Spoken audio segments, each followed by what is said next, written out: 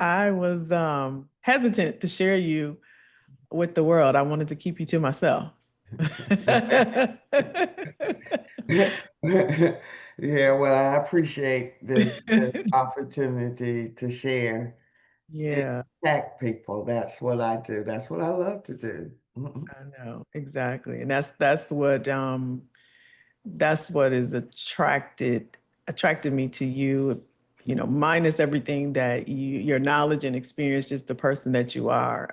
And so I wanted to share with you as part of my community. Paula is my mentor and she's my coach, and she's showing me the game as it relates to government contracting. Just for a little context, I'm going to let her share more about herself, but just for you that are watching, if you're connected to me, you already know my story. You know that we are aligned in terms of navigating career transition at this stage in our life. And one of the things that I recognize is that the world has changed, labor has changed, workforce landscape has changed, and so we have to think about our future, right? At our age and stage in life, we have a different things that are top of mind. So whether it's taking care of our parents, funding our future, retirement, things along those lines, and those that you come in contact with, you want to consume information that's going to be beneficial and helpful for you, and they have the experience. It's one thing to hear from someone that has been on earth half the time you have, but when they have either been on earth longer than you or at the same, amount of time, or has the same amount of experience, then it resonates more. And so the reason why you and I are aligned is because of the same conversations and the same things that are top of mind for us. So Paula has been in the government space for a long time. And again, I'm gonna let her share, but I want you to really listen to her background and the reason why we're connected and the information that she has. So Paula, tell us a little bit about I'll say one of the things also, let me say quickly, there's a lot of information out there about government contracting. And the one thing that attracted me to Paula is she just sounded different. And that's what I mean about consuming information from everybody. Not that it's wrong, but you want to make sure that it's in alignment to where you are currently in life and in your career. And Paula was speaking to me and it resonated with me. And so you may have or may not have come across information around government contracting, but I can promise you, and I don't do this often, you haven't heard it this way. And Paula, what would you say? I'm just gonna get right into it. What would you say is your differentiator? Because there is a lot of information out there about government contracting. What would you say is your differentiator? I would say that part of my journey has always been reinventing myself for one. And through that journey of being a government contractor, being an employee, owning a business, my first business, and then working on the inside of SBA. And to me, I felt like that was the missing piece for me in my first business. I grew a business, as I've shared with you, Kelly, to almost $15 million in contracts. And I really didn't have a clue what I was doing. And I had to end up closing the business, which was again another shift, another trauma. But what I learned, everything happens for a reason and a purpose. And so when you ask me my differentiator would be that everyone else is information based. And even working on the inside of SBA, everything is information based. And nobody was really creating a pathway that was process driven. And me, as you and I, that's why we do connect, we're solution driven. So understanding that, I took a lot of templates from my first business and created this 18-week online program where it's literally walking everyone through the process, whether you've been in business or you've not been in business. Or again, maybe you are employed with someone right now. And most of the students that's come through my program, what I realized, they're running divisions. I had one young lady ask, that's in the program right now.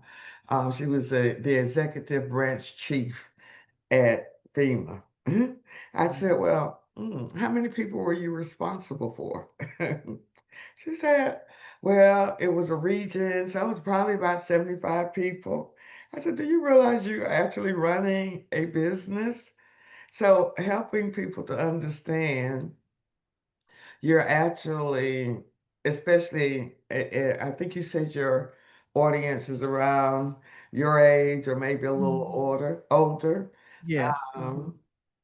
Um, you're actually, if you've gone the career path and made it to that management position, you're actually running a business for someone else in reality. That's where the way I saw it. That's so true. So true. So much there that we could unpack. And I think a couple of things that I love that you said is that being solutions based and not just so tactical. What can I do? And I think we're accustomed to that. I think we've been conditioned to being very tactical. And, for my audience, how do I update my resume? How do I get on LinkedIn? How do I contact? We just want to do, do, do, do, do. And I know for those that are watching, you've heard me say often that now the game is played from the neck up. It's not labor intensive as we have been taught by our parents and our grandparents that worked in factories, worked in field, they use their bodies. The game now is from the neck up. And now if you want to leverage the knowledge, the skills, the experience, the talent that you've acquired and accumulated throughout your career, you take that, those are assets. That's intellectual property. And you leverage it to its highest leverage. And that's what Paula has been teaching me. And so, for those that are watching, Paula has worked inside. So, this is what really got me, along with everything else that she shared. She's been inside, so much so, some of the programs and things that you see out in the government and SBA, she created, or she know the people that created. So that's just golden to me. And so, Paula, for those that are watching and thinking about, well, okay, I do want to make a transition. Government just seems of so much of a far reach. You know what I mean? It doesn't seem like it's attainable. What would you say to that? How should they think about it? Well, I think, again, when you get to that 45, 50, 55 age range, um, people get comfortable. They get complacent. And I think I've always had a different mindset from the very beginning of the workforce. I've never looked for a job. I'm going to repeat that. I've never looked for a job. I've always created my jobs, meaning I stayed at most of those businesses when I first started my career. 3 years was the most. And I looked at every job at school.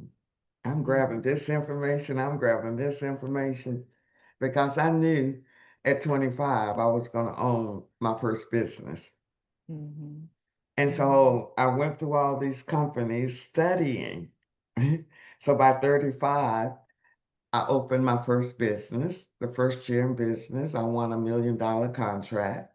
Second year, I applied into one of SBA's program, which was the 8A program. That's something that, I provide. You'll learn it if you're interested in getting into this space. And grew the business, as I say, to $15 million by the time I was 40. I was running a multi-million-dollar company with almost 40 employees and didn't have a clue what I was doing. I didn't know enough to protect myself. Mhm. So going through that experience, having 40 employees, having two male partners, One who felt like that he could run all his personal expenses through the business, ended up having to terminate him. He conspiring with two employees to sue me and the other partner for sexual harassment. Two attorney, I mean, um, also went through a divorce at the same year. So I was really dealing with five attorneys and just trying to keep my head above water and realizing what I thought was my purpose. And my purpose in my mind was, okay, I'm going to grow this business, and by 50, I'm going to sell it and retire. That didn't happen. So at 45, after $125,000 in attorney fees, 100,000 to buy the partner out, I had no more operating cash, so I had to close the business down. So what that did for me is something that I tend to not tell. I tend to tell people who are trying to start a business, don't start a business on your passion because that's your skill set and you're not going to make any money. But for me, this became my passion because I didn't want anyone else that was starting a business to go through what I went through because they didn't know. And so being able to strategically position myself. I'm a strategist. After closing the business, I volunteered for 2 years at SCORE, which is a resource partner for SBA who provide free mentoring and coaching. Ran out of money, applied up for the position at SBA. In a half an hour, I was hired. After a half an hour phone call, I was hired. Went to Philadelphia. That was a whole nother move. I'd been in Washington, D.C. for almost 20 years. And so I think a lot of this has to be on your faith and trust.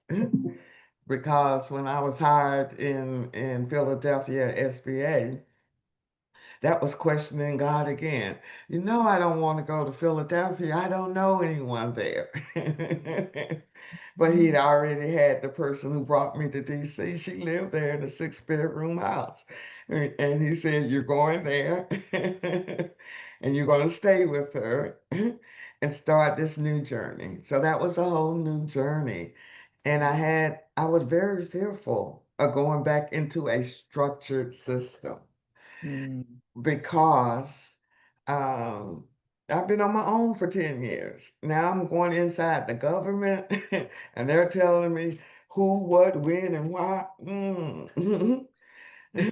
So it worked out perfectly because the person who hired us, he hired everybody from the outside. So there was only two people who were government employees that had grew up in the government. And we didn't have a clue about government. So they said, they was like, just do what you do on the outside. And we became the high performance office out of SBA to the Wow. point where they actually changed all our goals. I mean, the national goals to match what we were doing in Philadelphia. Wow. Wow. That's amazing. That's amazing. So much there. And see, this is the thing. This is the thing that I love so much is God will take our mess and make miracles. Mhm. Take take everything that we think that we're supposed to be doing, and then just turn it for his glory. And just like you said, going after your passion, and I say this often, that's not going to get you to the legacy and to the wealth and where we all want to be. I also love that, I believe that all of our experiences, when they collectively come together, is all of that, the good, the bad, the things that we don't know, all of that comes together and it works together for us. And so I know that there's people watching that may have experienced a layoff or that may be happening around them right now. And so there's a lot of uncertainty. The current climate that we're currently in, there's a lot of uncertainty. There's a lot happening. There's a lot of noise, information. How how would a person even start to think in their mind if this is something for them? I've been in corporate, as you know, Paula, for 30 years, and then I started my business, and now moving to this level within the government space. You're still in corporate, so you're still accustomed to the hierarchical nature, the 9 to 5, being on the teams, and your light turning green and yellow if you step away. How can someone think about if they're thinking about transitioning and maybe they don't want to go back into another role? They want to do something on their own. How would you tell them to even think about beginning? I think it's a couple of things. I think um, there's different pathways. Everybody's not meant to be a CEO, and it's okay. Mhm. But you, at this age and stage, I would consider you a subject matter expert, where you can provide consulting services based on your knowledge base, and people will pay for that. Mhm. Mhm. And for me, it was clearly a faith walk because when I was hired at SBA and I'd been there for 7 years, I transitioned here to Atlanta in 2012. I just knew this was going to be I was going to retire at the SBA. This is a good government job. I would always say when I was in Philadelphia. So when I relocated here to Atlanta, it was a different environment that did not align with who I was. And I was completely miserable. Mhm. And I clearly remember God's voice saying, "You're going to leave SBA." And I clearly said back to God, "Well, God, you know they don't fire you here. This was supposed to be my retirement. I'm 55. How am I going to go out and start a brand new business?" Mhm. But the will for my happiness and not staying in an environment that I felt was going to eventually kill me, Mhm. just mentally, Mhm. and Mhm. me trusting what God had promised me when I lost the first business, which was everything that my latter days were going to be better than my former days. So the day I closed on a brand new house that I built, I put in my resignation, and I only had $14,000 to my name to create GPI. Mhm. So 10 years later, we're still thriving. We've created a lot of millionaires, and I have one billionaire for record. And Mhm. for me, that really is my passion and purpose It definitely. because it's about changing the dynamics of one family at a time, Mhm. which Mhm. means their children's children will have that true legacy of wealth. And there's a lot of wealth in this space. Mhm. Up in Washington, D.C., that's where everyone was a government contractor. You can make a lot of money. And I think when people are transitioning from corporate or just a traditional job, they're comfortable or worried about benefits, my health insurance, how I'm going to cover retirement. Guess what? In those contracts, all of that's covered. Plus, you're Mhm. getting a profit. Mhm. My Mhm. salary was covered, my health insurance, vacation, everything was covered. But I think it's a mindset, as you and I completely are always talking about. And I see that's the biggest challenge over the years. I've averaged 150 students come through my program, whether they're starting up or they're in an existing business. And even if people have an existent business, most of the time it's a side hustle. Mhm. So I make everyone start at the same place so you understand the business side, You understand where you're going, creating that roadmap. You don't want to get in business without having an exit. Mm, Mm, mm, so mm. good. So good. Um, well, you know, like I said, I wanted to introduce you to the folks that are connected to me. I intentionally left out your story from beginning to end because I want people to join you. Paula has graciously agreed to, she usually takes the month of July off, just so you know, but she has agreed to host an informational session on, I think we said July 10th. 10, is July that the 10th. Saturday? It's a Saturday or what day? Let me I make sure. think it's a Thursday. I think it's, Okay. yeah, on July 10th. So listen, you know what, looking at me, that I don't speak unless I have something to say. And I don't put anybody in front of you unless they have been fully vetted and it's somebody that I wholeheartedly know that they have something beneficial for you. Paula has been a game changer for me, totally has turned me upside down. Just to tell you a little bit about that. But do not miss this informational session. It's free. She's going to give you, I promise you, you will walk away. It's just no explanation because my mind was blown. And this is a free session. So mark your calendars. I'm going to put the link below this video. And again, you're going to learn more about her story. She's going to go deeper into her start, the beginning, from the beginning, and then all the way through to now. I just wanted to introduce you to her so that you know it's somebody that I wholeheartedly recommend. I know you trust me and I trust her. And so I'll leave the information below this video. Leave a comment. Let me know your takeaways from just what you've heard so far. If you've heard of government contracting, if you're interested in government contracting, what questions you have, and that way we can share those and Paula can see those as well, and she can address those during the information session. Go tell a friend and tell a friend. You don't want to miss this. This is a one-time thing. Like I say, she typically takes the month of July off. Seats are limited, so go ahead, get registered, and you literally got like maybe 20 days before this happens. Paula, any words of wisdom for those that still don't know, or maybe on the fence, or maybe they think they know? Because I'm telling you, she is a different, it's a different angle that you're going to see. I promise you that. I think control your own destiny. Mhm.